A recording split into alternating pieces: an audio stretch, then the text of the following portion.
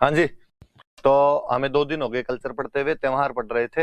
हिंदू त्योहार विक्रमी कैलेंडर से मनाते हैं। विक्रमी कैलेंडर लूनर बेस्ड कैलेंडर होता है और इसमें प्रत्येक तीसरे वर्ष एक महीना अधिक जोड़ के सूर्य वाले कैलेंडर से बराबर करते हैं, जिसको अधिक मास कहते हैं। त्योहारों की शुरुआत छोटी तीज से होती है, जो कि आपके श्रावण शुक्ल तृतीया को आती है। जयपुर में सबसे अच्छी होती है। पति पत्नी और प्रकृति प्रेम का त्योहार है। सिंजारे भेजते हैं जो गिफ्ट होते हैं और लहरिया ओढ़नी ओढ़ते हैं। पूर्णिमा और रक्षाबंधन होती है, जो नारियल पूर्णिमा भी है और श्रवण कुमार की पूजा की जाती है। भाद्रपद के कृष्ण पक्ष में 3, 6, 9, 12, 15 है। तृतीया को बड़ी तीज, बूढ़ी तीज, कजली तीज, सातुड़ी तीज है। बूंदी में सबसे अच्छी होती है। छठ को उब छठ और हल छठ है, जिसको बलराम जयंती भी कहते हैं, हल की पूजा करते हैं। अष्टमी को कृष्ण जन्माष्टमी है। नवमी को गोगा नवमी है, हल के 9 गांठ वाली राखी बांधते हैं। और ददरेवाद चूरू और गोगामड़ी हनुमानगढ़ी के अंदर मेले लगाते हैं। बारस को बचबारस है, बछड़े की पूजा करते हैं। चाकू का प्रयोग नहीं किया जाता है। सती अमावस्या आती है। झुंझुनू में रानी सती का मेला लगता है। रानी सती का वास्तव में नाम नारायणी देवी था। अपने पति तन धन दास अग्रवाल के साथ में सती हुई थी और इन्हें दादी सती भी कहा जाता है। फिर द्वितीया शुक्ल पक्ष में जाते हैं तो बाबरी बीज है वो। रामदेव जयंती होती है। रामदेव राय रुणीचा के अंदर उनका मेला लगता है। भाद्रपद शुक्ल द्वितीया से एकादशी तक मेला चलता है। हम उसको मारवाड़ का कुंभ कहते हैं।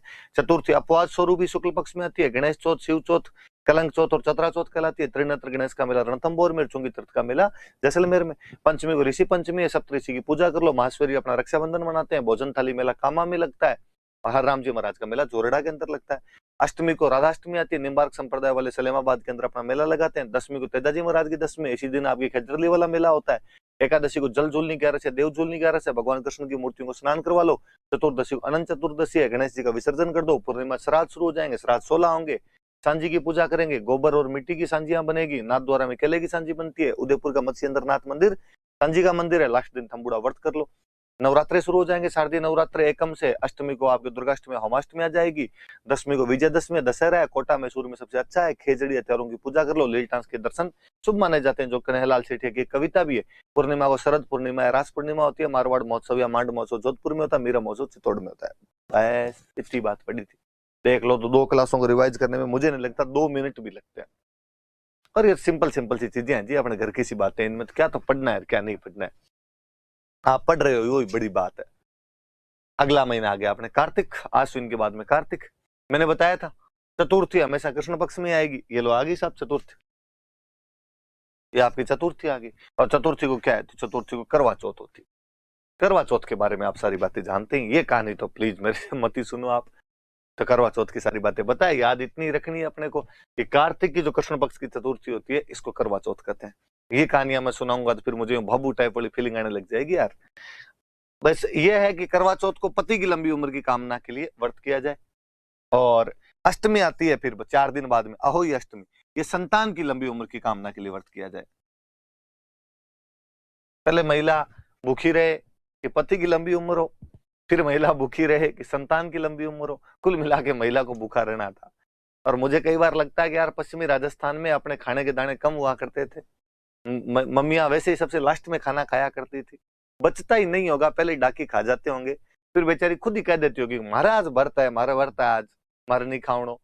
और बाद में लोगों ने उस चीज को पकड़ लिया होगा कि अच्छा पिछले मंगलवार को तुम्हारा व्रत था, अगले मंगलवार का मम्मी तुम्हारा तो व्रत है ना। मम्मी को भूख हो तो ही मम्मी क्या कहती, बात में डटी रही। फिर मंगलवार होने शुरू हो गए होंगे मम्मी के, ऐसे बन गए होंगे भाई ज्यादा व्रत अपने आप में। तो अहोई अष्टमी को संतान की लंबी उम्र की कामना के लिए व्रत किए जाते हैं।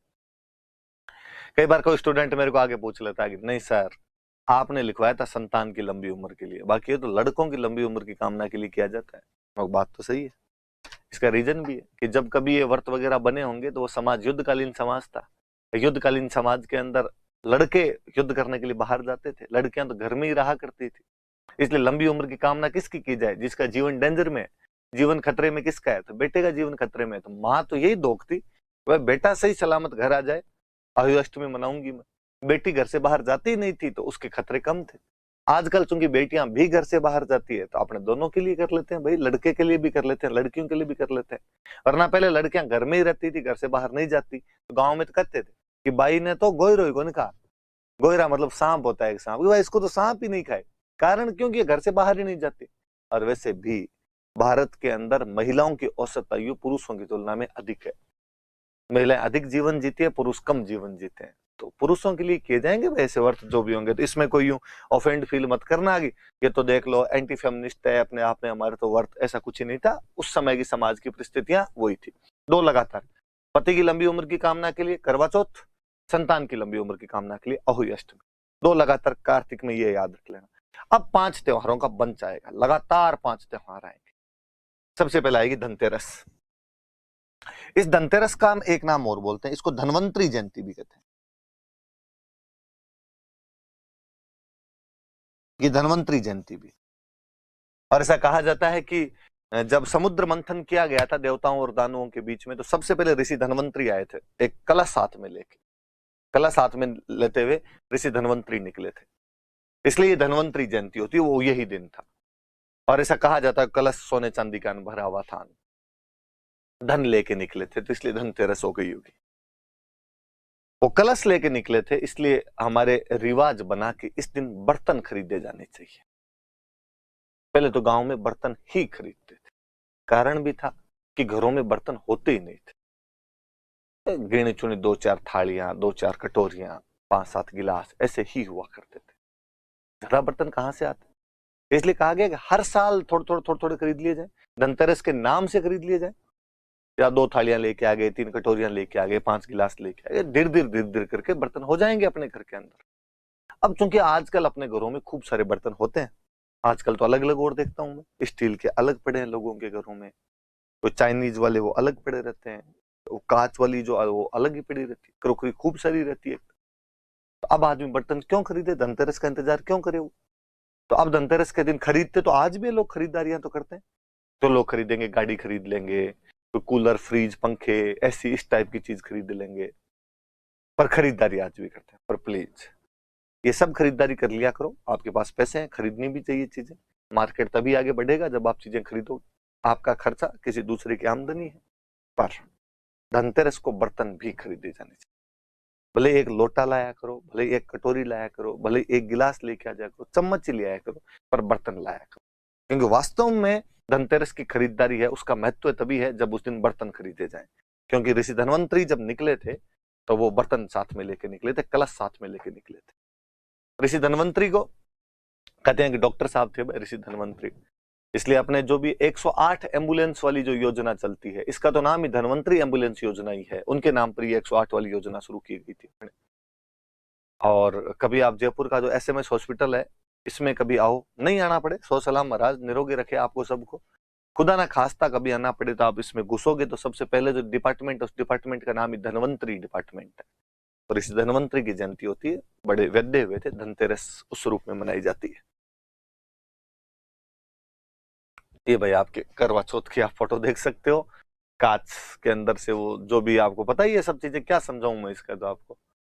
अब इसके बाद में आगे अपने अरूप चतुर्दशी। ये चतुर्दशी सभी इसने गलत लिख दी क्या, चतुर्दशी भाई वो लास्ट वाला रहे, गलत ही लगा रखा है इन्होंने। अरूप चतुर्दशी दिवाली से जस्ट एक दिन पहले होती है, गांव में तो अपने बोलते हैं छोटी दिवाली, कांटती दिवाली। वैसे कंसेप्ट ये कहा गया कि आप दिवाली से एक दिन पहले, अगले दिन त्योहार है, तो इसलिए रूप चमका लिया जाना चाहिए, खूब रगड़ रगड़ के नहा लो आप, तो रूप चतुर्दशी है। पहले रीजन भी था जी, एक तो अपने पश्चिमी राजस्थान में तो मुझे लगता है कि वैसे भी पानी कम हुआ करता था, तो एकांतरे नहाया करते थे। एकांतरे समझते हो, अल्टरनेट डे पे नहाया करते थे। आप कभी नोटिस भी करना, दिवाली के आसपास में फसलों की कटाई का सीजन चलता रहता है। आजकल तो जी सारा मशीनीकरण हो गया, तो इन चीजों का पता ही नहीं चलता है। बाकी ये जितने भी अपने त्योहार है, ये कहीं ना कहीं फसलों के साथ जुड़े हुए, या तो उनकी कटाई के समय होंगे, या उनके उगने की खुशी के अंदर होंगे, या जब बुआई होगी तब होंगे। मनुष्य बिना इकोनॉमी के कोई चीज नहीं करता है, हर चीज के पीछे इकोनॉमी के कारण जरूर होता है। तो दिवाली वाले टाइम पे फसलों की कटाई का सीजन चलता था, किसान सुबह जाता, शाम को लेट घर आता, नहाने का टाइम ही नहीं मिलता था। तो कहा गया कि साहब कम से कम कल दिवाली है, आज रूप तो चमका लिया जाए, आज तो नहा लिया जाए। इसलिए धनतेरस के अगले दिन अपनी रूप चतुर्दशी आती। आप कहोगे सर हम तो डेली नहाते हैं, हम क्या करें, तो आप कोई फेशियल वेशियल करवा लेना, मसाज करवा लेना, पर कुछ तो करवाना। अगले दिन दीपावली होती है, अमावस्या को, कुछ बताने की बात नहीं, आप सब जानते हो कि राम जी भगवान जो थे वो इस दिन अयोध्या वापस लौटे थे। अंधेरा, गुप्त अंधेरा, अमावस्या। लोगों ने कहा साहब आपके स्वागत में हम दीपक जलाएंगे, किस बात का गुप्त अंधेरा हो? दीप की अवली कर दी गई, अवली मतलब पंक्ति, लाइन, दीपों की पंक्ति बना दी गई, अवलियां बना दी गई, इसलिए हम उसको कहते हैं कि दीपावली। कोई नहीं पूछेगा आपसे दीपावली कब आती है।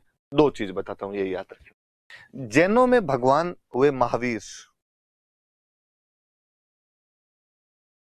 24 तीर्थंकर जो हुए लॉर्ड महावीर या भगवान महावीर, एक तो वो, एक आर्य समाज के संस्थापक दयानंद सरस्वती, इन दोनों की डेथ इसी दिन हुई थी। भगवान महावीर और दयानंद सरस्वती की डेथ दोनों की इसी दिन होती है, अमावस्या के दिन। तो ये याद रख लेना दीपावली के दिन। दीपावली के दिन कौन से दो महापुरुषों की डेथ हुई थी? हम थोड़ा सा अच्छा शब्द यूज में लेते हैं तो हम कहते हैं ये इनका निर्वाण दिवस है, कि दीपावली जो होता है वो भगवान महावीर और स्वामी दयानंद सरस्वती का निर्वाण दिवस है। आर्य समाज वाला योगदान जब मैंने पढ़ाया था तो मैं उसमें बताता भी हूँ कि भाई दयानंद सरस्वती की जो डेथ है वो तारीख वारीख बताइए आपको, तो मैंने कहा भी कि ये दीपावली के दिन डेथ हुई थी। मैंने आपको कहा था एक होमवर्क कि आप बड़ली वाला अभिलेख सुनना, मेरे अभिलेखों वाली सीरीज जो यूट्यूब पे पड़ी है उसमें मैं भी बताता हूँ वापस कि भाई भगवान महावीर का जो निधन जो था वो दीपावली के दिन हुआ था, और वहां से वो लोग एक कैलेंडर की शुरुआत करते हैं जिसको वीर निर्वाण संवत कहते हैं। वीर का मतलब महावीर, निर्वाण का मतलब मोक्ष मिली उनको, निर्वाण प्राप्त, वहां से वीर निर्वाण संवत शुरू हुआ था। तो कैलेंडर शुरू हुआ करता था जैनों का इस दिन से। इसीलिए आज भी जो बाणिये होते हैं वो दिवाली वाले दिन अपने खाते बही चेंज कर लेते हैं। अपने लगता है यार दिवाली को खाता बही चेंज क्यों किया, साल यहाँ से दिवाली से क्यों गिनते हैं? अब लोग भूल गए होंगे उस कैलेंडर को, वीर निर्वाण संवत को, पर वो दिमाग में इतना जरूर है कि भाई अपने बड़ के भी दिवाली को चेंज करते थे तो अपने भी दिवाली को चेंज कर ले खाता बही। उसका रीजन ये है कि भगवान महावीर की मृत्यु के तुरंत बाद एक कैलेंडर चलाया गया था जो वीर निर्वाण संवत था, कई सालों तक वो रहा था। अपने बड़ली वाला जो अभिलेख मिला है अजमेर से, जो राजस्थान का सबसे पुराना अभिलेख है, उसके अंदर ये जानकारियां भी है कि वो इस संवत का है।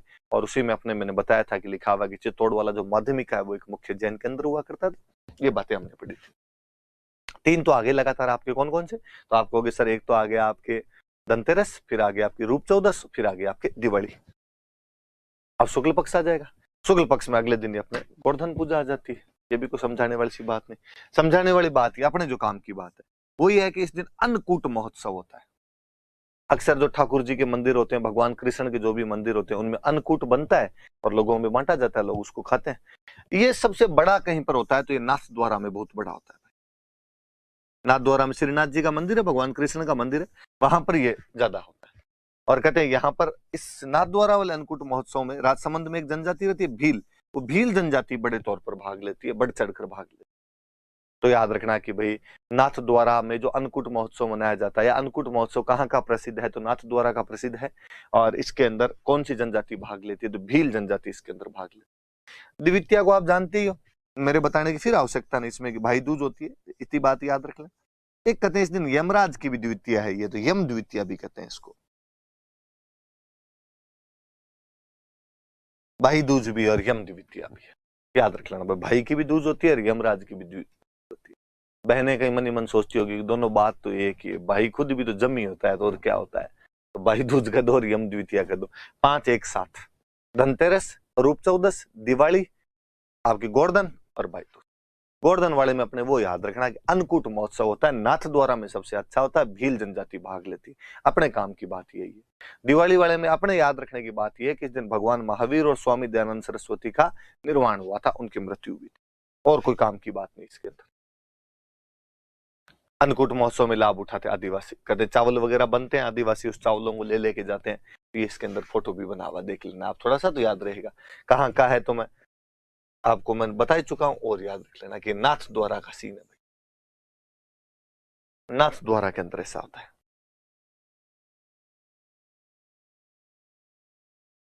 अब कार्तिक के फिर आगे शुक्ल पक्ष में और चले, तो शुक्ल पक्ष में आगे आ गया आपका गोपाष्टमी।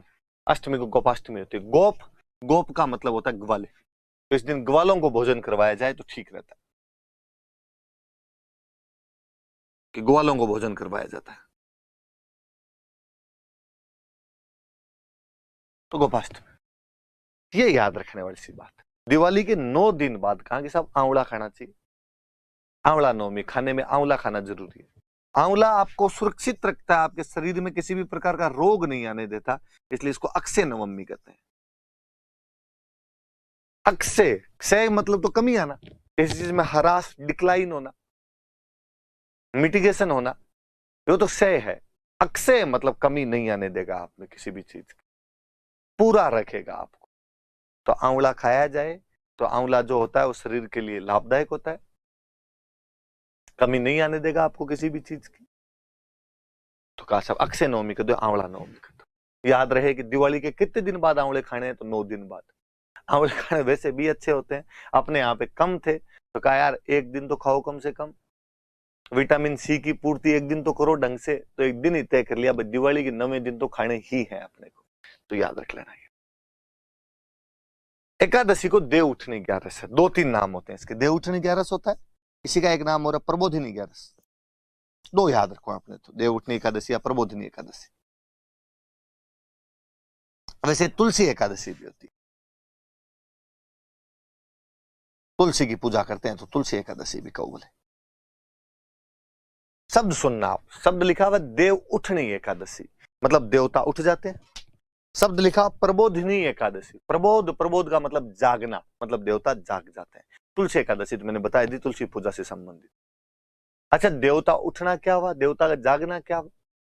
तो हमेशा कहते हैं कि आषाढ़ की एकादशी को देवता सो जाते हैं और कार्तिक वाली एकादशी को देवता जागते हैं। 4 महीने देवता सोए हुए रहते हैं। आषाढ़ की एकादशी को देवता सोएंगे शुक्ल पक्ष की, और कार्तिक वाली शुक्ल पक्ष की एकादशी को देवता उठ जाएंगे, जाग जाएंगे। बीच में 4 महीने सोए हुए रहते हैं। क्योंकि बीच में 4 महीने देवता सोए हुए रहते हैं, इसलिए कहा कि शादी ब्याह नहीं होंगे, आचार संहिता लागू। क्यों नहीं होंगे? तो शादी ब्याह तो आप भगवान को साक्षी मानकर करते हो, देवताओं को साक्षी मानकर करते हो, और देवता को जब नींद आ रही है तो गवाही देगा कौन तुम्हारी? तो कहा इन 4 महीने के दौरान शादी ब्याह नहीं किए जाएंगे। कहानी है कि धरती पे राजा बलि राज किया करते थे। राजा बलि जितने सूरवीर थे उतने ही बड़े दानवीर थे, और सूरवीर तो क्या ही थे कि पूरी धरती जीत ली थी और पूरा आसमान जीत लिया था। राजा बलि सोच रहे थे कि अब अगला अटैक मैं स्वर्ग लोक पे करूंगा, इंद्र को हराकर स्वर्ग पे कब्जा कर। अपने जितने देवता है इनमें मुझे हमेशा कोई डरपोक देवता लगता है, इंद्र लगते हैं यार। उनपे जब भी कोई हमला होने की उम्मीद होती, भाग के विष्णु भगवान के पास चले जाते। इस बार भी इंद्र भाग के विष्णु भगवान के पास गए और विष्णु भगवान का विष्णु भगवान बचाओ। तो राजा बलि धरती जीत गया, आसमान जीत गया, अब वो करा मैं तो स्वर्ग पे अटैक करूंगा, क्या करें? और राजा बलि को विष्णु भगवान ने कहा मैं परीक्षा लूंगा, मैं करता हूं कुछ ना कुछ इसका इलाज। ठीक है, आप क्या करेंगे? भगवान विष्णु ने छोटे से एक ब्राह्मण का रूप धारण किया, वामन अवतार, छोटा सा ब्राह्मण वामन अवतार धारण किया। वामन अवतार धारण करके बलि के पास आए और बलि को आगे कहा कि राजा बलि, मैं ब्राह्मण हूं और दान चाहिए मुझे। राजा महाराजा ब्राह्मणों को दान दिया करते, मांगो महाराज, जो मांगोगे मिलेगा। कहा मुझे 3 पैर जमीन चाहिए। बलि ने विष्णु भगवान की तरफ देख के कहा, पंडित जी हाइट छोटी सी तेंदुलकर जितनी है आपकी, 3 पैर जमीन में तो 1 पिच जितनी जमीन ही नहीं आएगी, थोड़ी ढंग की तो ले लो यार। ब्राह्मण देवता ने कहा कि नहीं इतनी चाहिए। दे रहा है कि नहीं दे रहा? राजा बलि ने कहा ले लो यार, नाराज मत हो यार पंडित जी। कहां से लूं? जहां जी में वो ले लो, पूरी धरती अपनी है, पूरा आसमान अपना है। और भगवान विष्णु ने अपना विराट स्वरूप प्रदर्शित किया। पहले पैर में पूरी धरती नाप दी और दूसरे पैर में पूरा आसमान नाप दिया। अब कहा तीसरा पैर रखूं कहां? राजा बलि ने कहा माथे में रख लो, और तो कहां ही रखोगे। और कहते विष्णु भगवान ने उसके माथे में पैर रखा। राजा बलि ने कहा कि भगवान सर माथे पे आपका पैर, कि माथे पे पैर रखा, बलि को पाताल लोक में बिठा दिया, पाताल लोक में भेज दिया। पर भगवान विष्णु बड़े राजी हुए, किसी राजा ने अपना पूरा राज्य दान दे दिया। भगवान विष्णु ने कहा मांग बलि मांग, जो मांगेगा वापस मिलेगा। बलि ने कहा महाराज जिसने साक्षात भगवान विष्णु को देख लिया हो उसको भी कोई मांगने की जरूरत रहती है क्या? अब भी उसकी इच्छाएं, कामनाएं, तृष्णाएं बाकी है क्या? कुछ नहीं चाहिए महाराज, आपका विराट रूप देखा है राजा बलि ने, अब किसी प्रकार की इच्छाएं समाप्त है। विष्णु भगवान ने कहा फिलोसफी मत जाग, मैं कह रहा हूं मांग। विष्णु भगवान को लगा ये वापस कर देगा, राज्य वापस दो, राज्य वापस दे देंगे इसको और समझा देंगे इंद्र पे अटैक नहीं करना है। राजा बलि ने कहा भगवान नहीं नहीं कुछ नहीं चाहिए, अपने जैसा इंटेलिजेंट कोई होता तो कह देता वापस दे दो जो लिया है हमारा। पर बलि ने कहा नहीं कुछ भी नहीं चाहिए। और यार कुछ तो मांग, मैं भगवान हूं यार, मैं दे रहा हूं, ऐसे क्या मना कर रहा है। पक्का मैं कहूंगा वो दे दोगे आप? भगवान विष्णु ने कहा पक्का। मेरे पे डाउट है क्या तुझे कोई? तो भगवान मेरे रहने की जगह पाताल लोक है ना। कहा हाँ तेरे को तो पाताल लोक में रहना पड़ेगा, यहीं रहना पड़ेगा, आप मेरे रूममेट बन जाओ। 2 BHK लेते हैं, वैकेंसी आने वाली है RS की, तैयारी करेंगे दोनों मिलके यहाँ पे। भगवान विष्णु क्या करते, बातों में गिर गए, वही पाताल लोक में बलि के पास रहने लगे। वैकुंठ लोक में माँ लक्ष्मी को चिंता हुई कि बंदा घर नहीं आया, गुमशुदा की तलाश लिखवाई गई इधर उधर। पुलिस ने पता लगाया कि साहब आपके पति तो पाताल लोक में तैयारी कर रहे हैं, वहां पे राजा बलि के रूममेट है आजकल। माँ लक्ष्मी पाताल लोक में मिलने के लिए पहुंचे। राजा बलि को कहा कि राजा बलि, घर में काम करने वाला आदमी एक ही था, नरेगा में जाने की नौबत आ रखी है, छोड़ो यार आदमी को। राजा बलि ने कहा कि माँ लक्ष्मी जब खुद आप आ गए हो तो मैं छोड़ दूंगा, लेकिन एक समझौता कीजिए प्लीज मेरे से, बताओ क्या हो। भगवान विष्णु 8 महीने तक वैकुंठ लोक में आपके पास में रहेंगे, शेष सैया पर विराजमान रहेंगे, पर 4 महीने आषाढ़ से कार्तिक के बीच में तो मेरे पास रहे। 4 महीने मेरे पास, 8 महीने आपके पास। मां लक्ष्मी ने कहा कि तथास्तु। हम कहते हैं उन 4 महीनों के दौरान आषाढ़ शुक्ल एकादशी से लेकर कार्तिक शुक्ल एकादशी के बीच में भगवान विष्णु पाताल लोक में राजा बलि के साथ विराजमान होते हैं। बाकी के 8 महीने जब वो वैकुंठ लोक में रहते हैं तब हम शुभ काम संपन्न करते हैं, शादी ब्याह करते हैं। इन 4 महीनों के दौरान हम शादी ब्याह नहीं करते। आषाढ़ वाली एकादशी जब आती है हम कहते हैं देवता सो गए, जब कार्तिक वाली एकादशी आती है हम कहते हैं देवता जाग गए। सिंपल सा लॉजिक ये है कि इन 4 महीने के दौरान बरसात का सीजन होता है, फसलों की बुआई से लेकर फसलों की कटाई का सीजन होता है। किसान के पास में टाइम ही नहीं था कि शादी ब्याह करे, फिर शादी ब्याह कब करेगा, जब फसलें कटेगी पैसे आएंगे तभी तो शादी ब्याह करेगा। इसलिए कार्तिक के बाद ही शादी ब्याह शुरू होता है। पर इन चीजों को हमने वैसे जोड़ लिया।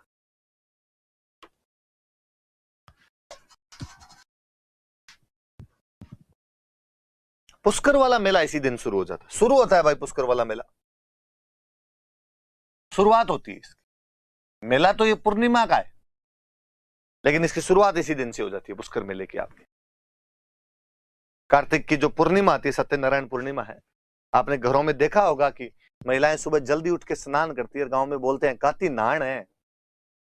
और पूर्णिमा का और बड़ा महत्व है, कार्तिक समाप्त हो रहा है इसलिए बड़े बड़े तीर्थ स्थल जहां पर जलधाराएं मिलती हो, जहां पे कोई वाटर बॉडी हो, जल रिसोर्सेज हो, जो भी कोई, वहां पर बड़े बड़े मेले लगते हैं। कार्तिक पूर्णिमा के कई जगह पे मेले लगते हैं। जैसे हम पढ़ेंगे सत्यनारायण पूर्णिमा के मेले कहां कहां लगते हैं, तो हम कहेंगे कि पुष्कर में मेला लगता है। अब वो मेला तो पूर्णिमा का ही है, पर भीड़ ज्यादा होती है तो लोग एकादशी से आने शुरू हो जाते हैं। बीकानेर में एक जगह पड़ती है कोलायत, यहाँ कोलायत में मेला लगता है। बीकानेर में एक झालरापाटन में एक मेला लगता है, चंद्रभागा मेला।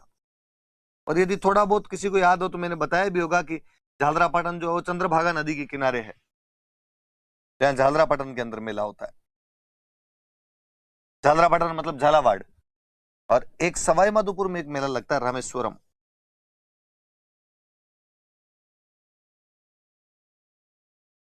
रामेश्वरम मेला सवाई माधोपुर।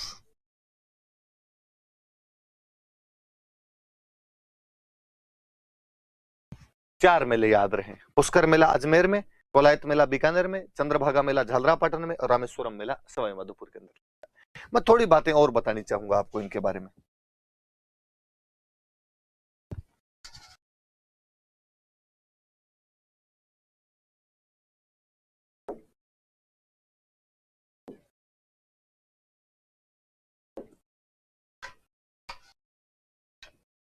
मैं थोड़ी बातें यदि और बताऊं आपको तो मैं थोड़ी इनके बारे में, जैसे मैंने एक रामेश्वरम नाम लिखा, सवाई माधोपुर में एक जगह पड़ती है। वैसे तो ज्योग्राफी वाले विजय सियाग सर जब आपको पढ़ाएंगे तो इसके बारे में थोड़ी और बेहतरीन जानकारियां देंगे। मेरी ज्योग्राफी थोड़ी कमजोर है, फिर भी मैं थोड़ी सी बात बता दूं। यहाँ पे 3 नदियां मिलती है आके, चंबल,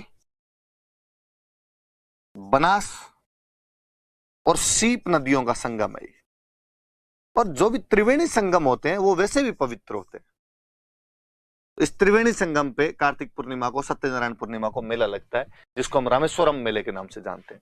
याद रहे थोड़ा सा कि कार्तिक पूर्णिमा को जो रामेश्वरम मेला लगता है, वहां पर कौन कौन सी 3 नदियां आकर मिलती है? तो चंबल, बनास और सीप नदियां आकर मिलती है। क्षेत्र कहां पड़ता है? तो सवाई माधोपुर के अंदर पड़ता है।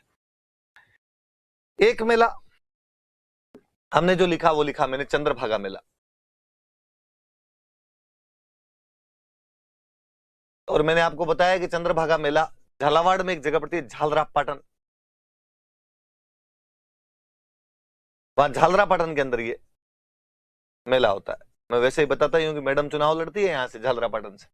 इस मेले को एक तो हाड़ौती का सुरंगा मेला कहते हैं, कलरफुल फेयर ऑफ हाड़ौती, कि हाड़ौती का कलरफुल फेयर है, हाड़ौती का सुरंगा मेला है। एक बात और, ये ना कैटल फेयर है, एक पशु मेला है। पशुओं की खरीद बिक्री होती है। और कौन से पशुओं की खरीद बिक्री होती है? झालावाड़ के पास में लगता है मध्य प्रदेश। मध्य प्रदेश का वो इलाका जो हमें टच करता है वो है मालवा। तो यहाँ पे मालवी नस्ल के पशु आते हैं, मालवी ब्रीड के पशुओं की खरीद बिक्री होती है। ये भी याद रहे। चंद्रभागा मेला झालरापाटन झालावाड़ में होता है, जिसे कलरफुल फेयर ऑफ हाड़ौती कहा जाता है। ये कैटल फेयर है, जिसमें मालवी ब्रीड के जो कैटल्स होते हैं उनकी सेल परचेज किया जाता है। याद रखना है कि पशु मेला है। कोई पूछ ले कि कार्तिक पूर्णिमा को कौन से पशु मेले का आयोजन किया जाता है, तो चंद्रभागा मेले का आयोजन किया जाता है। चंद्रभागा एक नदी है, झालरापाटन के पास से निकलती है। एक जगह मैंने लिखो है कोलायत। मैं फिर इसके बारे में बात बताना चाहूंगा। कोलायत मेला बीकानेर में लगता है, जानते हो आप ज्यादातर लोग। कहते हैं किसी टाइम में यहाँ पे कपिल मुनि का आश्रम हुआ करता था। कपिल मुनि का आश्रम था, इसलिए इस जगह का नाम था कपिलायतन। और वो कपिलायतन का अपभ्रंश होता होता होता होता धीरे धीरे कोलायत के अंदर बदल गया। ये कपिल मुनि का आश्रम है कोलायत के अंदर। तो एक तो ये याद रहे कि यहाँ पे कौन से मुनि का आश्रम है, तो कपिल मुनि का आश्रम। इन कपिल मुनि ने एक फिलोसॉफी दी थी, सांख्य। मैं फिर यहां पर इसकी अंदरूनी चीज में नहीं जाएंगे, कि अपने काम की भी नहीं कि सांख्य दर्शन क्या होता है। फिर जब एंशियंट आप पढ़ोगे नरेंद्र सर, जब एंशियंट पढ़ाएंगे तो उसके बारे में और खूब सारी बातें पढ़ाएंगे। हालांकि जब हम फिलोसॉफी पढ़ा करते थे तो सांख्य दर्शन खूब अच्छा लगता था। क्या डार्विन ने विकासवाद का सिद्धांत पता नहीं कब दिया होगा, हमारे कपिल मुनि है वो सांख्य दर्शन में तब भी ये बता के चले गए थे कि दुनिया में नेगेटिव चार्ज और पॉजिटिव चार्ज होते हैं, इन दोनों के मेल से दुनिया बनती है। ये समस्त दुनिया जो है पुरुष और प्रकृति के संगम से बनी है, पुरुष और प्रकृति का संयोग होता है तब जाकर बनती है। सांख्य दर्शन वास्तव में विकासवाद का एक सिद्धांत है। तो किसने दिया था आपने तो ये याद रखना, तो कपिल मुनि ने दिया था।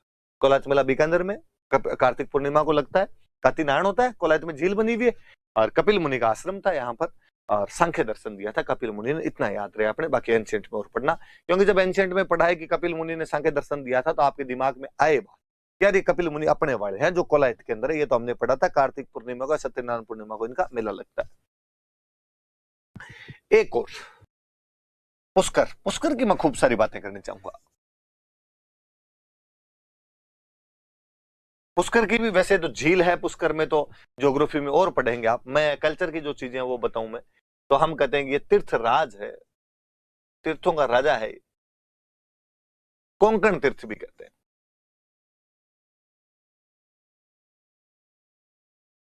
कोंकण तीर्थ भी कहा जाता है। फिर अपने खूब सारी चीजें बना देते हैं, हम कहते हैं तीर्थों का मामा भी है।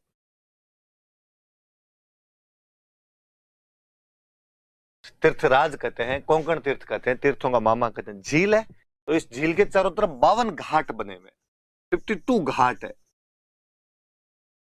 याद रखना, कोई पूछ ले कि पुष्कर झील के चारों तरफ कितने घाट है, तो 52 घाट बने हुए। मंदिर कौन कौन से वास्तव में याद रखने वाला थी। ब्रह्मा जी भगवान का मंदिर है, विश्व प्रसिद्ध ब्रह्मा जी भगवान का मंदिर जो पुष्कर के अंदर। ब्रह्मा जी भगवान की एक रूठी रानी थे जो उनसे नाराज होकर यहाँ पर आ गए थे, सावित्री। इन सावित्री जी का मंदिर है यहाँ। मेरे से आरएस वाले एक इंटरव्यू में पूछ लिया था, क्या ब्रह्मा जी की एक रानी रूठ के कहां पर आ गए थे, पुष्कर आ गए थे। कौन सी थे, तो सावित्री थे। तो उनका सावित्री मंदिर बना हुआ है। एक गायत्री मंदिर भी बना हुआ है।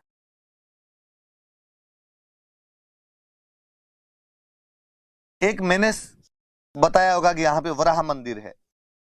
मैंने जब चौहान पढ़ाए होंगे तब इसके बारे में बात की होगी, आपको याद आ जाए तो भली बात है। एक यहाँ पे और विष्णु भगवान का एक मंदिर और रंगनाथ,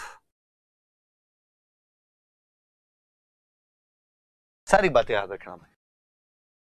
ये पुष्कर को हम तीर्थराज कहते हैं, कोंकण तीर्थ कहते हैं, तीर्थों का मामा कहते हैं।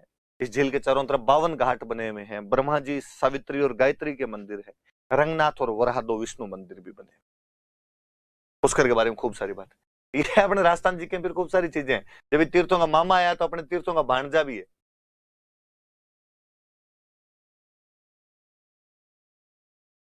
और ये जगह अपने धौलपुर में एक जगह पड़ती है मचकुंड।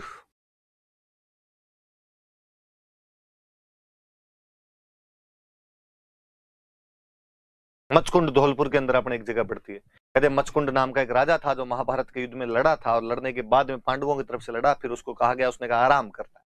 यहाँ पर आके वो इस जगह पे आके एक पहाड़ी के अंदर आराम करने लग गया था, तो इस जगह का नाम उसके नाम पर ही पड़ गया। वास्तव में कहते हैं यहाँ पे कुंड बना हुआ है जिसमें यदि स्नान किया जाए तो आपके चर्म रोग ठीक हो जाते हैं। मुझे मचकुंड से एक और याद आता है कि एक बार गुरु गोविंद सिंह जी यहाँ पर पधारे थे और उन्होंने तलवार के एक ही झटके से एक शेर का शिकार किया था। इसलिए यहाँ पर एक गुरुद्वारा बना हुआ है जिसका नाम शेर शिकार गुरुद्वारा है। कोई पूछे कि राजस्थान में शेर शिकार गुरुद्वारा किस जगह पे बना हुआ है, तो मचकुंड धौलपुर में बना हुआ है। अपने तीर्थों की नानी और ननियाल कंप्लीट है साहब, मामा भांजान सब है। ये अपने जयपुर के पास में सांबर के अंदर एक जगह पड़ती है देवयानी, सांबर जयपुर में। कहते किसी टाइम एक राजा हुए थे ययाति, राजा ययाति के एक रानी थे देवयानी, एक रानी थे शर्मिष्ठा। उन रानी देवयानी के नाम पर यहाँ पर मंदिर बना हुआ है जिन्हें हम तीर्थों की नानी कहते हैं, सांबर जयपुर के अंदर है। तो ये 2-3 बातें याद रखना। थोड़ी थोड़ी बातें हैं कि पुष्कर के अंदर क्या है। इसको तीर्थों का मामा कहते हैं, उसको भांजा कहते हैं, उसको तीर्थों की नानी कहते हैं। तो कार्तिक के साथ में हमने पढ़े, तो ये चीजें भी अपने पढ़ ली जानी चाहिए थोड़ी सी। कार्तिक स्नान, पुष्कर का जो कार्तिक स्नान है उसका फोटो है, देखिए आप, घाट वगैरह पे लोग नहा रहे हैं। अच्छा, पूर्णिमा के मेले इन्होंने लिख रखे थे, चलो मैंने पढ़ा दिया, कोई बात नहीं। ये कोलायत, कोलायत वाली झील बताई हुई आपको, रेगिस्तान, ठेठ रेगिस्तान पड़ा है। ये खींप खड़े हैं पास में, ये पक्षी है। ये भाई आपके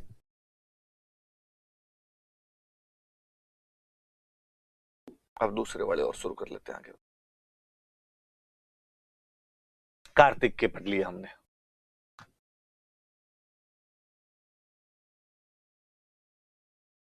अब ये माघ, आप कहोगे सर बीच में 2 महीने तो आप खा गए, आप तो मार्गशीर्ष खा गए और आप पौष खा गए। तो मार्गशीर्ष और पौष में कोई त्योहार नहीं होते, न तो मार्गशीर्ष में कोई त्योहार होता है, ना पौष में कोई त्योहार होता। आप थैंक यू बोल सकते हो, आप बोले thank you Margashirsha, thank you Paush. पर ये जब आपने ज्योग्राफी पढ़ी होगी तो आप पढ़ते हो कि हम उत्तरी गोलार्ध के अंदर रहते हैं और मार्गशीर्ष और पौष के महीनों में सूर्य दक्षिणी गोलार्ध के अंदर चला जाता है। हम अपनी भाषा में बोलते हैं कि सूर्य दक्षिणायन कर जाता है। जब भगवान सूर्य खुद ही हमारी तरफ नहीं है तो हमने त्योहार ही नहीं मनाए। और हम सूर्य का उत्तरायण की तरफ ना रहना, उसका दक्षिणायन की तरफ रहने को अशुभ और मानते। नहीं साहब, शुभ स्थिति नहीं। सीधी सी कंडीशन ये थी कि सूर्य दक्षिणी गोलार्ध में गया, इसका मतलब अपनी तरफ नहीं है। जिधर सूर्य होता है उधर गर्मी होती है, जिधर नहीं है उधर सर्दी होती है। अपने इन 2 महीनों में भयंकर रठ पड़ता है, रठ, सर्दी नहीं रठ ही पड़ता है। रजाई से निकलने का जीव नहीं करता साहब। त्योहार कौन मनाए? तो मार्गशीर्ष और पौष में तो कोई त्योहार होते ही नहीं है। और हम तो कहते हैं, इसको कितना बुरा मानते थे कि महाभारत युद्ध में जब भीष्म पितामह अर्जुन के तीरों से इतने ज्यादा घायल हो गए थे कि बाणों की सैया पे उनको सोना पड़ गया था, चारों तरफ बाण ही बाण लगे हुए थे। क्योंकि भीष्म पितामह को अमर मृत्यु का वरदान था कि वो जब चाहेंगे, इच्छा मृत्यु का वरदान था कि जब चाहेंगे तब उनको मृत्यु मिल सकती है। लोगों ने कहा जब अब तो मर जाओ, भीष्म पितामह ने कहा कि नहीं, अभी तो सूर्य भगवान दक्षिणायन कर रखे हैं, जब तक सूर्य भगवान दक्षिणायन के अंदर रहेंगे मैं अपने प्राण नहीं त्यागूंगा। स्थितियां तो थोड़ी अनुकूल होनी चाहिए। जब सूर्य उत्तरायण के अंदर आएगा तब मैं प्राण त्यागूंगा। सूर्य उत्तरायण में आता है मकर संक्रांति को। आप और देखिए, हम कब से मकर संक्रांति के बारे में जानते हैं, इसका नाम मकर संक्रांति है। जब तक ज्योग्राफी लोगों ने इजाद भी नहीं की होगी, ये कंसेप्ट भी नहीं बनाए होंगे, तब हमें पता था कि मकर रेखा नीचे की तरफ है। मकर से संक्रमण होगा सूर्य का 14 जनवरी को, हमारे उत्तरायण की तरफ आना शुरू होगा। संक्रमण मतलब उधर से आना, प्रस्थान करना। मकर से प्रस्थान करता है सूर्य भगवान। हम तब से इसको मकर संक्रांति ही बोलते हैं यार, और पूरा भारत भोगता है। हम साइंटिफिक तो थे, हम भूल गए कि ऐसा है क्यों। बीच में चक्कर ये पड़ा, इनके अर्थ भूल गए, फिर कई जगह को इधर उधर की दूसरी कहानियां भी जुड़ गई, बाकी टोटल चीजें साइंटिफिक थी, सारी की सारी चीजें साइंटिफिक थी। तब माघ मना लेते हैं। माघ में भी ठंड तो रहती है, सूर्य भगवान आने शुरू ही होते हैं इधर।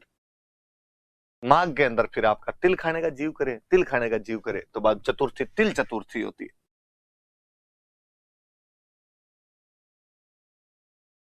तिल चतुर्थी कहते हैं। हम कहते हैं चौथ माता सबके संकट हर लेगी, तो ये संकट हरण चतुर्थी।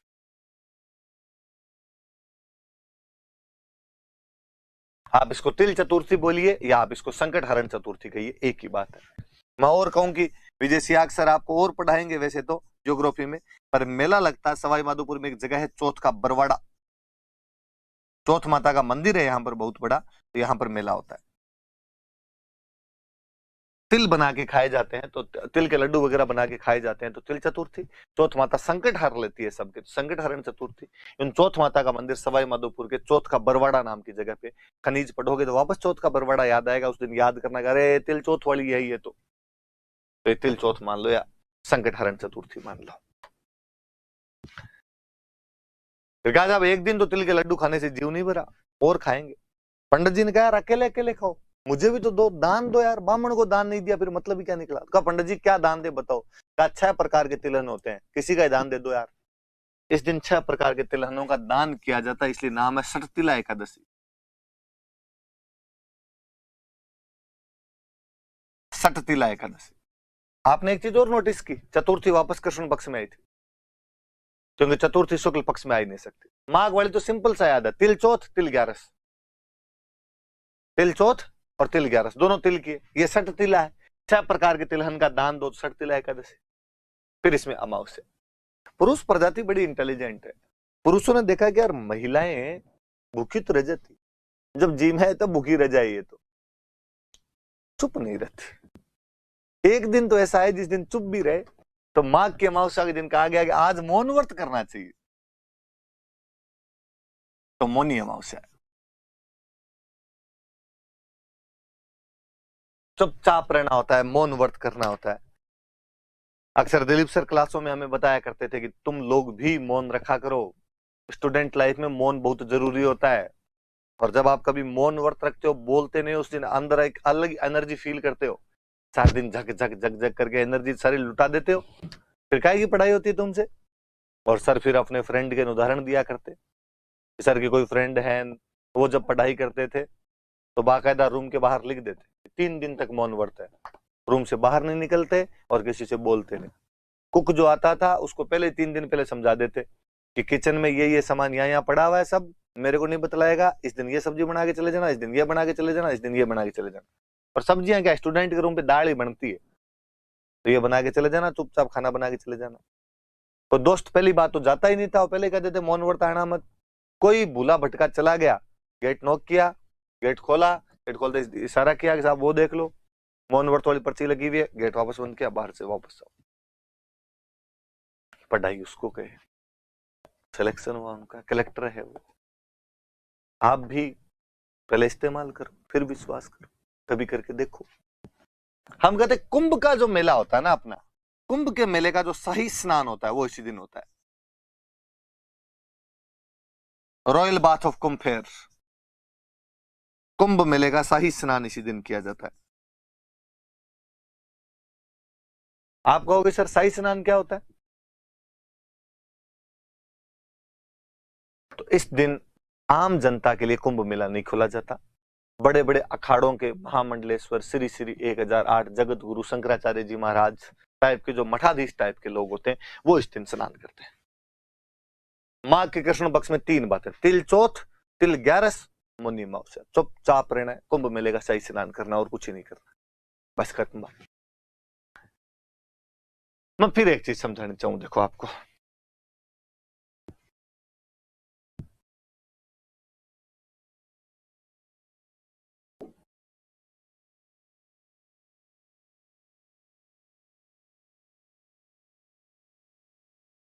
नवरात्रि जो होते हैं, 2 प्रकार के नवरात्रि आते हैं।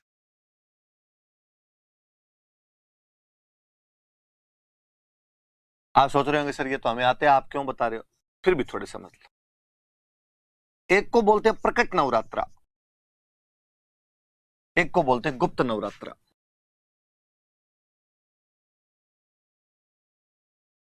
प्रकट मतलब जो सबको दिखते हैं, गुप्त मतलब जो चुपचाप करने होते हैं, बताने नहीं होते, किसी को प्रचार नहीं करना होता। हम कहते हैं प्रकट नवरात्रे 2 बार आते हैं, एक आश्विन में आएंगे,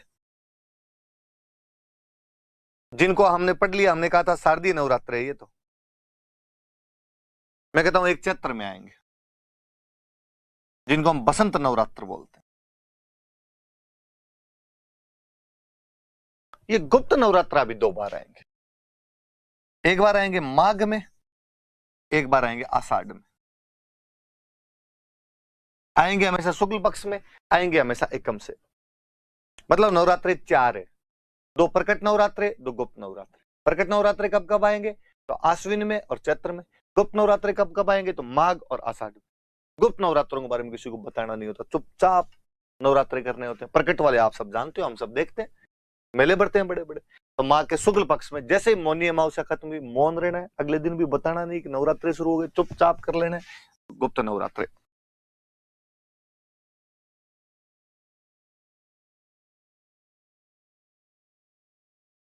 गुप्त नवरात्र प्रारंभ हो जाते हैं। इंग्लिश में भाई गुप्त नवरात्रि लिखना, कोई हिडन 9 नाइट्स मत कर लेना आपने इनका। गुप्त नवरात्र को गुप्त नवरात्रि लिख लेना, बस ये याद रखना है, गुप्त नवरात्र शुरू हो जाते हैं। बसंत ऋतु होती है, इसलिए इस पंचमी को बसंत पंचमी आती है। स्कूलों में कभी याद हो तो पीले पीले कपड़े पहन के जाया करते थे, प्रार्थना गाया करते थे माँ सरस्वती की, क्योंकि सरस्वती जयंती होती है। अपना तो भाई सबसे बड़ा त्योहार यही है विद्यार्थियों का, तो अपने तो माँ सरस्वती से बड़ी और हो ही कौन। बचपन में तो सौगन भी एक दूसरे को सबसे बड़ी यही खिलाते थे, खा विद्या की। तो विद्या की देवी सबसे बड़ी माँ सरस्वती है भाई। इस दिन लड़कियों को एक मेडल दिया जाता है, गार्गी। गार्गी पुरस्कार इसी दिन मिलता है। हमारे वैदिक काल में गार्गी नाम की एक विदुषी हुई थी, बहुत विद्वान महिला हुई थी गार्गी। तो राजा जनक के दरबार में यज्ञवल्क्य के साथ में बाकायदा शास्त्रार्थ करती है। यज्ञवल्क्य को लगभग लगभग हरा ही देती है। यज्ञवल्क्य को लास्ट में गुस्से के अंदर आकर यह कहना पड़ गया था कि गार्गी तुम चुप हो जाओ वरना मैं तुम्हारा सिर फोड़ दूंगा। ये घटना 2-3 चीज बताती है। ये घटना बताती है कि राजा जनक के दरबार के अंदर वो डिबेट हो रही थी, इसका मतलब महिलाएं भरे दरबार में डिबेट में भाग लिया करती थी। इसका मतलब महिलाएं पर्दा प्रथा नहीं रखती थी शुरुआत के अंदर। महिला डिबेट में भाग ले रही है, इसका मतलब महिला पढ़ी लिखी, इसका मतलब महिलाओं को शिक्षा के भी अधिकार थे। पर यज्ञवल्क्य का ये कहा जाना कि गार्गी तुम चुप हो जाओ वरना मैं तुम्हारा सिर फोड़ दूंगा, कहीं ना कहीं बता रहा है कि पितृसत्तात्मक व्यवस्था अपने आहट दे रही थी, पुरुष महिला पर अपने धौंस जमाने का प्रयास तो कर रहा था। उस महान विदुषी के नाम पर, गार्गी के नाम पर, हम 10th और 12th के अंदर जिन बच्चियों के 75% से अबव नंबर आते हैं उनको मेडल देते हैं, जिसको गार्गी पुरस्कार कहा जाता है। आरबीएसई में जिनके नंबर आते हैं, क्योंकि सीबीएसई में तो आजकल इस प्रकार से नंबर लुटाने शुरू किए गए हैं भाई रे पूछो ही मत। 600 में से 599, 600 में से 594, ये कोई नंबर होते हैं यार? कितने में 2 टाबर पास हो जाए? तो वो बात है। तो गार्गी पुरस्कार अपने राजस्थान बोर्ड के अंदर जिन बच्चियों के आते हैं, तो बसंत पंचमी माँ सरस्वती की जयंती होती है, बसंत ऋतु अपने उफान पर आ रही होती है। फिर पूर्णिमा, इस पूर्णिमा को, वैशाख की पूर्णिमा को एक मेला लगता है, वेणेश्वर।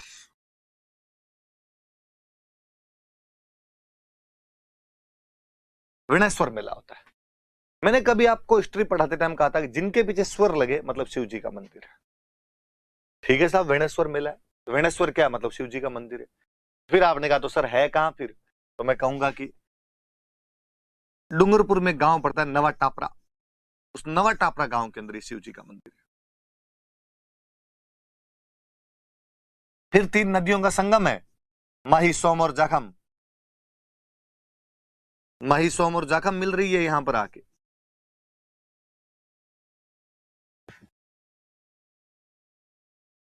शिव जी का मंदिर है, शिव जी के मंदिर में किसकी पूजा हो? शिवलिंग की पूजा हो। पर हम कहते हैं ये जो शिवलिंग है ये खंडित है, ब्रोकन शिवलिंग, खंडित शिवलिंग।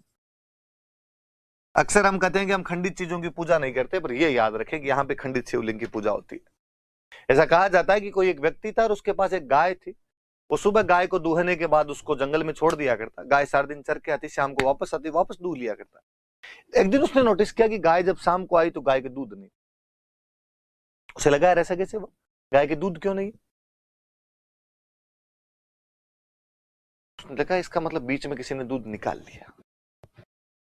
दूसरे दिन किसान वापस जब गाय को छोड़ता है, पीछे पीछे जाता है। गाय दिन भर चरी जंगल में, शाम को जब लौटने लगी, रास्ते के अंदर वह क्या देखता है कि गाय एक जगह खड़ी होती है और उसके अपने आप दूध निकल रहा है, वहां पे दूध गिर रहा है। उसको लगा यार ये क्या कोतक है। उसने अगले दिन वापस रिपीट किया उस घटना को। उसने देखा वापस गाय उसी जगह पे जाके खड़ी होकर वहां पे अपना दूध टपका रही। व्यक्ति अचानक गाय के देखने के लिए सामने आ गया, अगर है क्या। गाय अपने मालिक को देखकर भागती है।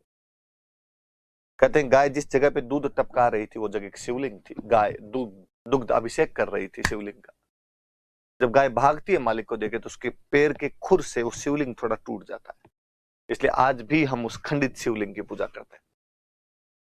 मैं आगे पढ़ाऊंगा। डूंगरपुर में बहुत बड़े संत वे संत माऊजी महाराज।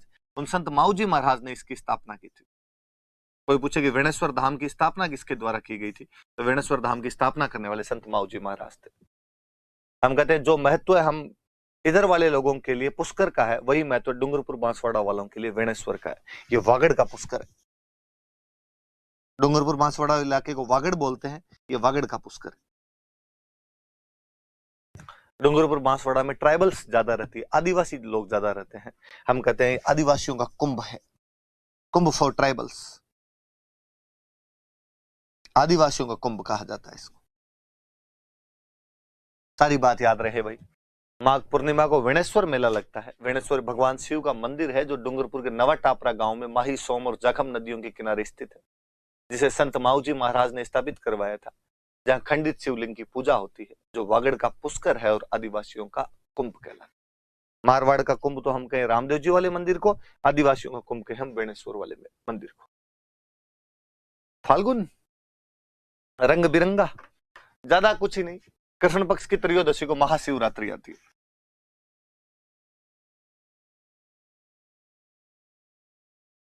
मां पार्वती और भगवान शिव की शादी हुई थी महाशिवरात्रि के दिन। मेले लगते हैं बड़े बड़े शिव जी के जो भी होते हैं, मंदिर जहां पर होते हैं। हम कहते हैं सवाई माधोपुर में एक जगह पड़ती है शिवाड़, वहां पर महादेव जी का एक मंदिर है, घुसमेश्वर महादेव। यहां पर घुसमेश्वर महादेव का मेला होता है।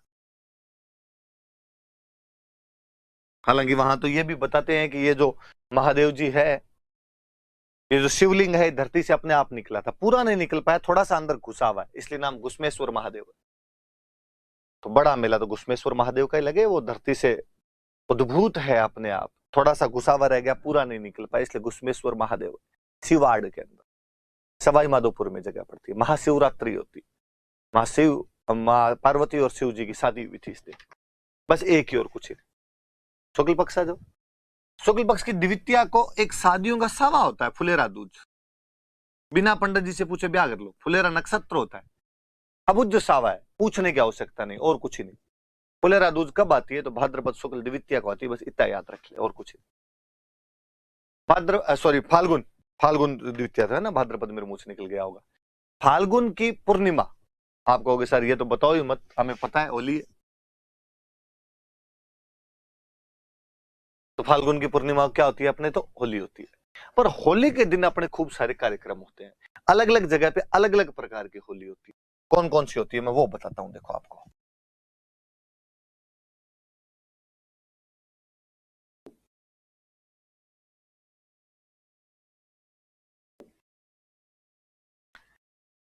अजमेर में एक जगह पड़ती है भिनाय।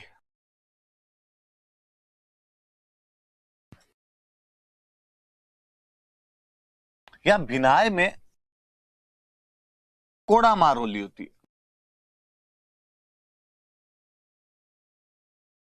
एक दूसरे के कोड़े मारते होंगे तो कोड़ा मार होली। करौली में एक जगह पड़ती है महावीर जी।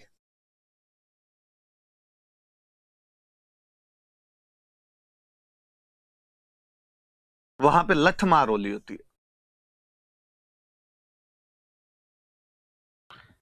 भिनाय अजमेर में कोड़ामार होली, महावीर जी के अंदर लठमार होली होती है। बाड़मेर वालों को और कुछ मिला नहीं तो एक दूसरे के बाटे ही मार लिए। तो बाड़मेर में ये पत्थर मार होली होती है।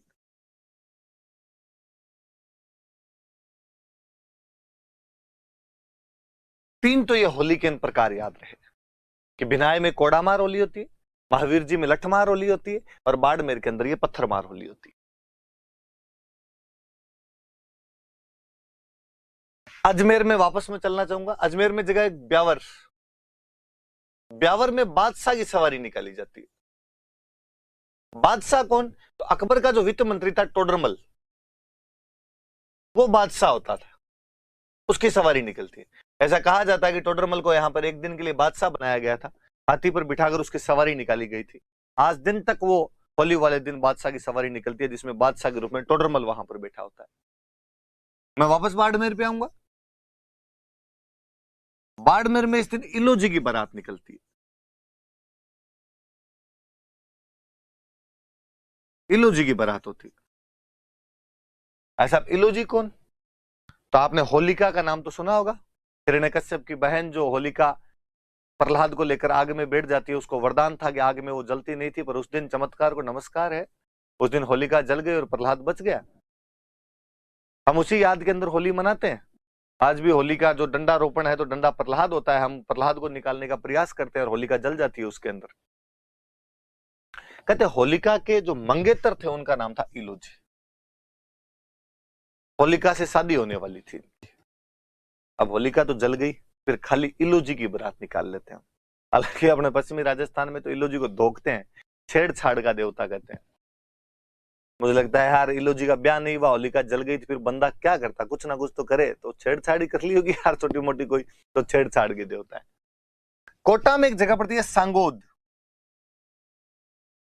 वहां पर इस दिन भगवान की झांकियां निकालते हैं और उन झांकियों को कहते हैं नाहन। तो कोटा में इस दिन सांगोद में नाहन होता है। जयपुर में इस दिन एक नाटक किया जाता है जिसमें पूरी आपकी लाइफ साइकिल दिखाई जाती है, और उस नाटक का नाम है जन्म पर्ण मरण का त्योहार।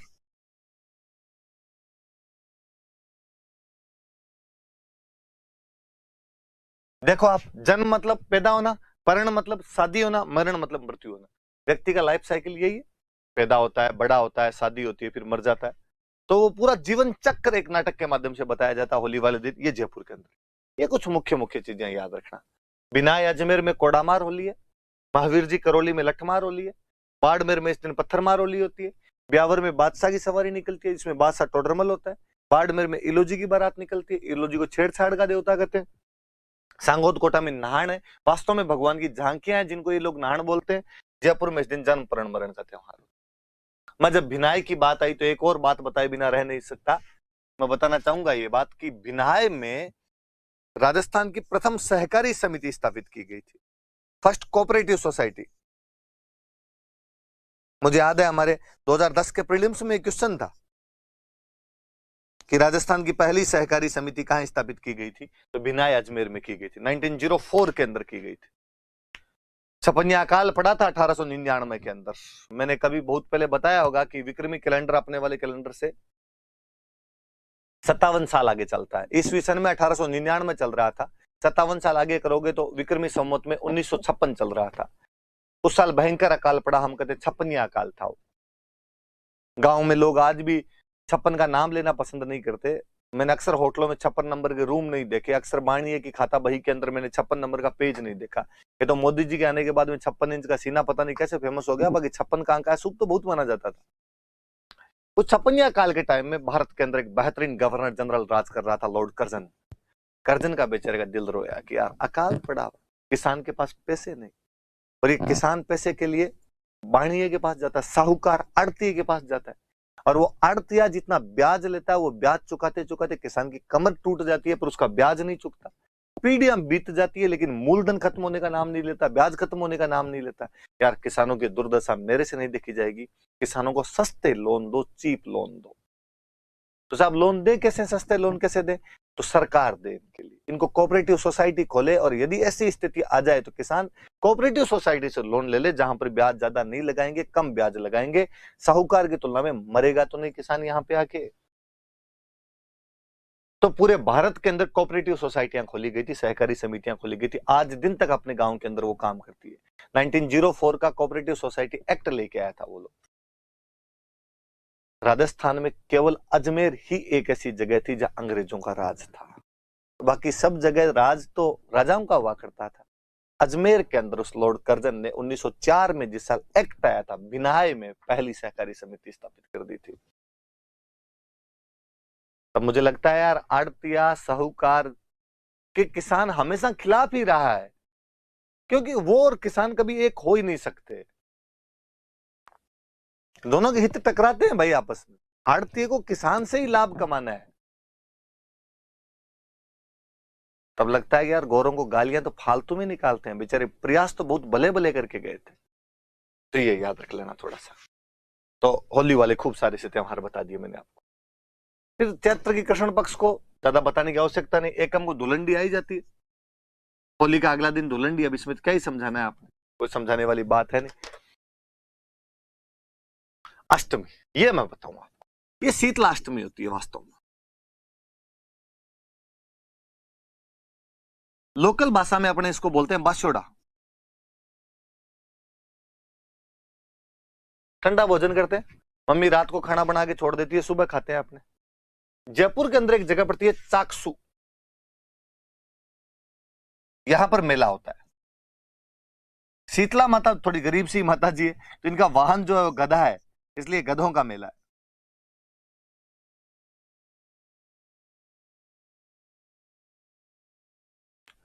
गधों का मेला लगता है यहाँ पे, ये बातें थोड़ी याद रखना। शीतला माता की बातें अन्यत्र कहीं पर और करेंगे अपने। ये शीतला माता चेचक की देवी है, चेचक जब हो जाया करता था शीतला माता की पूजा किया करते थे। चेचकन ये सब गर्मी की वजह से होने वाले रोग हैं, शायद इसीलिए वो ठंडे भोजन की व्यवस्था यहाँ पे शीतला माता की गई होगी। जिन महिलाओं के बच्चे नहीं होते वो महिलाएं शीतला माता की पूजा करती है।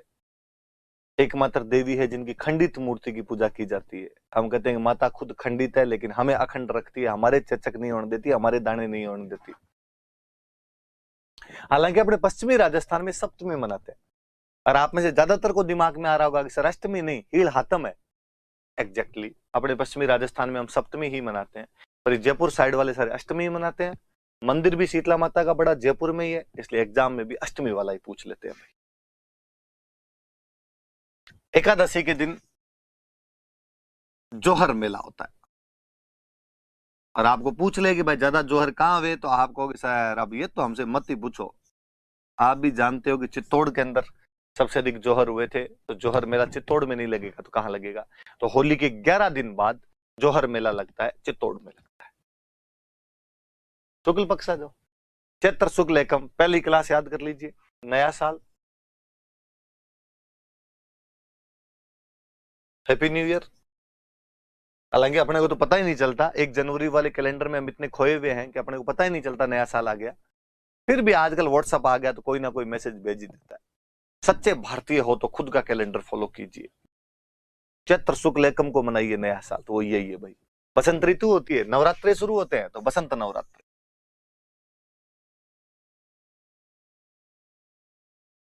दोनों याद रखना, नया साल भी होता है और बसंत नवरात्रे शुरू हो जाता है। तृतीया, वापस याद कर लो पहली क्लास, चैत्र शुक्ल तृतीया। आपको सर त्योहार खत्म करने हैं, गणगौर, तीज त्योहार बावडीन लेडू भी गणगौर, त्योहार खत्म हो जाएंगे। सबसे अच्छी यदि तीज कहीं पर मनाई जाए, तीज नाम आते तो जयपुर तो आना ही है, तो गणगौर भी अच्छी जयपुर की। पर उदयपुर की गणगौर भी खूब फेमस हुई, और उदयपुर वाली फेमस होने का कारण भी रहा कि जेम्स टोड इसके बारे में खूब लिख के गया। कोई पूछे कि जेम्स टोड ने कहां की गणगौर का वर्णन किया है, तो जेम्स टोड उदयपुर की गणगौर का वर्णन करता है। अपने पढ़ते हैं कि जेम्स टोड मेवाड़ का पहला पॉलिटिकल एजेंट था, तो उदयपुर में रहा तो वहां की गणगौर का वर्णन नहीं करेगा तो कहां की गणगौर का करेगा।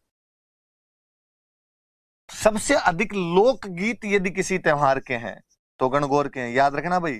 कोई पूछ लेगा कि सर्वाधिक फोक सॉन्ग वाला त्योहार कौन सा है, सर्वाधिक लोकगीतों का त्योहार कौन सा है, तो गणगौर है। नॉर्मली कल ही मैं हंस रहा था कि व्रत किस लिए रखे जाते हैं, कि लड़कियां व्रत रखती है कि अच्छा पति मिले, अच्छे पति की कामना के लिए व्रत किया जाता है। गणगौर वाला थोड़ा अलग है भाई। गणगौर में लड़कियां अच्छे पति की कामना तो करती है कि अच्छा पति मिले, साथ में कहा गया कि सब अच्छी भाभी भी मिले, मेरे भाई को भी अच्छी पत्नी मिले, अच्छी भाभी की कामना के लिए भी व्रत किया जाता है।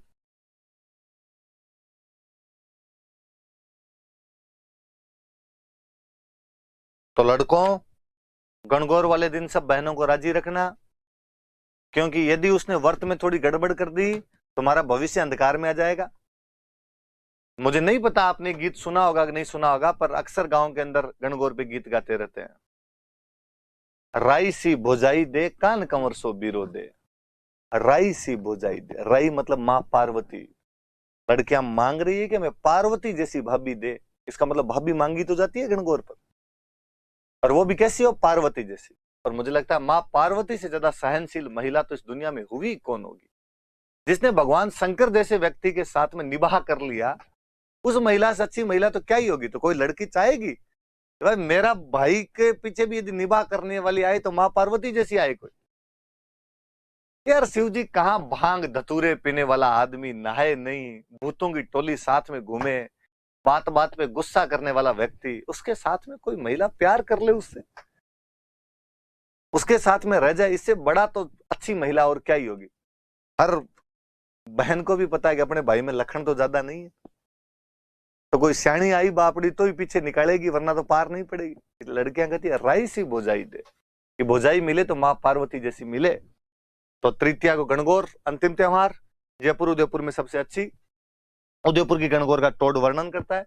सबसे अधिक लोकगीत होते हैं, अच्छे पति और अच्छी भाभी की कामना के लिए व्रत किए जाते हैं। मैं दो एक बात और बताऊं, गणगौर की मैं दो एक बातें और बताता हूं आपको। तृतीया को होती है गणगौर। देखो दो चीजें, गण और गौर। गण का मतलब शिव जी, गौर का मतलब पार्वती। पार्वती जी गौर भी तो कहते हैं। शिव जी वाला एक गीत फेमस हुआ था, उसकी लाइन भी थी ना, गोरा भांग रगड़ के बोली तेरे संग भूतों की टोली। गोरा मतलब पार्वती है। हम शिव जी को अपनी लोकल लैंग्वेज में कहते हैं ईसर, पार्वती जी को वही गौर कर देते हैं, इसलिए हम कहते हैं ईसर गौर की सवारी निकालते हैं। ईसर मतलब शिव जी। कहते हैं महाशिवरात्रि के दिन शिव और पार्वती की शादी हुई थी। गणगौर के दिन पार्वती जी का मुकलावा हुआ था। मुकलावा समझते हो, गोना, पहली बार अपने ससुराल आए थे। तो जब ये ईसर और गौर की सवारी निकलती है गणगौर वाले दिन, तो पहले राजतंत्रों के टाइम में ऐसा माना जाता था कि यदि कोई गणगौर की सवारी लूट ले तो ये अपने आप में शक्ति प्रदर्शन था। और कारण भी था कि मां पार्वती की जो मूर्ति ले जा रहे होते उसके बहुत सारे गहने पहने हुए होते, तो आप गहने लूट के लाओगे। तो कहते हैं गणगौर की सवारी जैसलमेर में निकल रही थी, बीकानेर वालों ने उसको लूटने की कोशिश की। बीकानेर वालों के गौर तो आता ही नहीं, खाली ईसर ईसर आता है, तो ईसर लेके चले गए। शिव जी का मग क्या तो लाए बांग दतूरे का, उसका लाते तो पार्वती लाते तो कम से कम गहने तो आते। पर जैसलमेर वालों को उस दिन बिगन पड़ गया, जैसलमेर वाले उस दिन निकाल नहीं पाए। तो जैसलमेर वाले दिन फिर तृतीया को निकली नहीं, तो वो चतुर्थी के दिन निकालते हैं। और चूंकि ईसर को बीकानेर वाले ले गए, तो आज भी केवल गवर की सवारी निकलती है। गवर का दो या गौर का दो एक ही बात है। तो कोई पूछे कि जैसलमेर में गणगौर की सवारी कब निकाली जाती है, तो चतुर्थी के दिन निकाली जाती है। क्या उसमें गण और गौर दोनों होते हैं? तो आप कहना नहीं सर, गण नहीं होता, उसमें गौर होता है। गण ईसर शिव को बीकानेर वाले लूट के ले गए थे। नाथद्वारा में थोड़ा सा और अलग कंसेप्ट है। नाथद्वारा में पंचमी के दिन मंदिर में गुलाबी रंग की चुनड़ियां उड़ाते हैं, इसलिए इसको गुलाबी गणगौर भी बोलते हैं। और चुनड़ी चढ़ाते हैं, इसलिए इसको चुनड़ी गणगौर भी कहते हैं। मुझे याद है एक बार किसी एग्जाम में क्वेश्चन था कि गुलाबी गणगौर कहां मनाई जाती है, तो नाथद्वारा। अब कोई पूछ ले कब मनाई जाती है, तो चैत्र शुक्ल पंचमी। है सब गणगौर की बात है। तृतीया को, चतुर्थी को, पंचमी को सब गणगौर का ही चल रहा है अपने आप में। चतुर्थी को जैसलमेर में, पंचमी को नाथद्वारा में, गुलाबी गणगौर का दो या चुनड़ी गणगौर का दो। नवरात्रे चल रहे हैं, इसलिए अष्टमी आनी जरूरी है। उन नवरात्रों में दुर्गा अष्टमी आती है। यहां हमने कहा कि हम तो एक पेड़ की पूजा करेंगे, अशोक के पेड़ की पूजा करेंगे, इसलिए हमने इसको अशोक अष्टमी कह दिया। अशोक अष्टमी होती है, इस दिन अशोक के पेड़ की पूजा कर ली जाती है, और कोई बात नहीं। नवमी, उनमें तो आती है आपके दशहरा, इनमें आती है रामनवमी, भगवान राम का जन्म रामनवमी आती है। उसमें राम जी रावण को मारते हैं उन नवरात्रों के लास्ट में। इन नवरात्रों के लास्ट में राम जी पैदा होते हैं। राम जी का बर्थडे आएगा तो पास में बालाजी का बर्थडे है, बालाजी ने कहा मैं राम जी से ज्यादा दूर थोड़ी रहूं। ये हनुमान जयंती है, हनुमान जी महाराज के जहां जहां मेले होंगे, मंदिर होंगे, वहां मेले लगेंगे। हम कहेंगे साहब 2 जगह तो बड़े लगेंगे ही, एक तो चूरू में जगह पड़ती है सालासर, एक दौसा में जगह पड़ती है मेहंदीपुर, तो 2 बड़े मेले हैं, सालासर चूरू और मेहंदीपुर दौसा। एक बात थोड़ी सी याद हो रख लेना कि बाकी सब जगह हनुमान जी क्लीन सेव है, एक सालासर के अंदर हनुमान जी की दाढ़ी मूछ है। तो कोई पूछे कि दाढ़ी मूछ वाले बालाजी कहां पर है, दाढ़ी मूछ वाले हनुमान जी कहां पर है, तो वो आपके सालासर के अंदर है। यहाँ मिला नहीं होगा टाइम दाढ़ी वाड़ी करने का, फिर बंदे को किसी ने कह दिया होगा कि यार कूल लगते हो आप, तो कहा यहाँ पर ऐसा ही रख लेते। चलो बाकी वाले त्योहार अपने कल पढ़ते हैं, इतने तक याद करना, आप चैत्र तक के सारे याद कर लेना, आगे तो है ही नहीं, गणगौर निकल गई, त्योहार खत्म हो गए। तीज त्योहार बावड़ी लेडू भी गणगौर। Thank you.